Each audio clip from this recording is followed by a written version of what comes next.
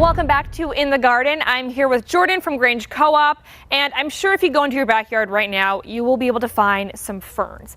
That's what we're talking about. We're talking about ferns.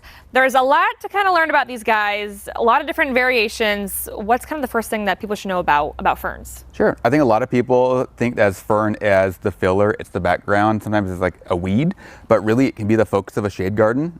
Several can thrive in some afternoon sun, but really we're aiming for afternoon protection, morning sun if need be.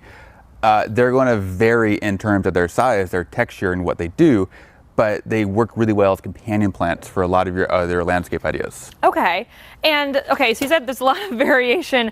These guys grow up. These guys kind of go to the side. Why does that happen? And like, what's kind of the difference between the two? Sure. So ferns come in, we can categorize them, I guess, in two basic subsets. You have your evergreen ferns, like the western sword, which is the native variety that you'll see when you go hiking in the mountains around here. Then you have your herbaceous ferns. They'll die back. You also might see some labeled as semi-evergreen.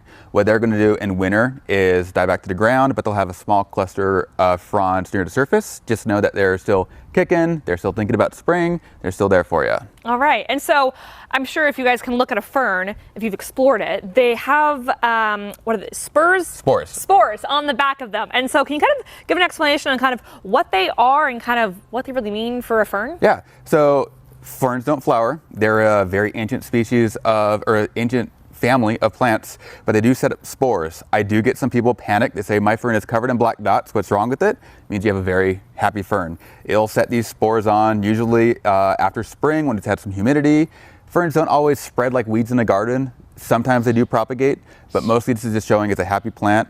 Nothing happens after that. They don't have to be worried about the mother plant passing on or needing to put offsets. It just shows that the plant is thriving and doing what nature intended. Alrighty. And then with like, if you want to keep them, you know, as a plant for watering, what does that like look like watering wise? So ferns don't have a really complicated or in-depth root ball. You often see them growing on dang near anything. So they're definitely going to need a lot of water. They are not a xeriscape plant. There are some tougher ferns out there, but humidity is going to be key. They also want that to have nice full fronds. A fern that's not getting adequate humidity is probably going to have underdeveloped fronds that it comes in. It's not going to look good in the garden.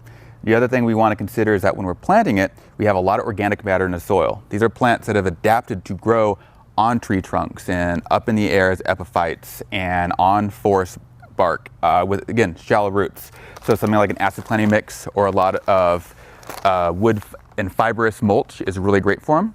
Fertilizing is very low. They're not heavy feeders, but a little bit of acid lover fertilizer or something also for rhodies and blueberries and whatnot, just a sprinkle, is going to help them keep them green. All right, and so you said that you have a favorite kind of fern. Is that this guy right here? I do. This is the autumn fern. My favorite thing about it is that these new fronds have this gorgeous foliage, almost like, you know, reminding us that fall is only a few short months away.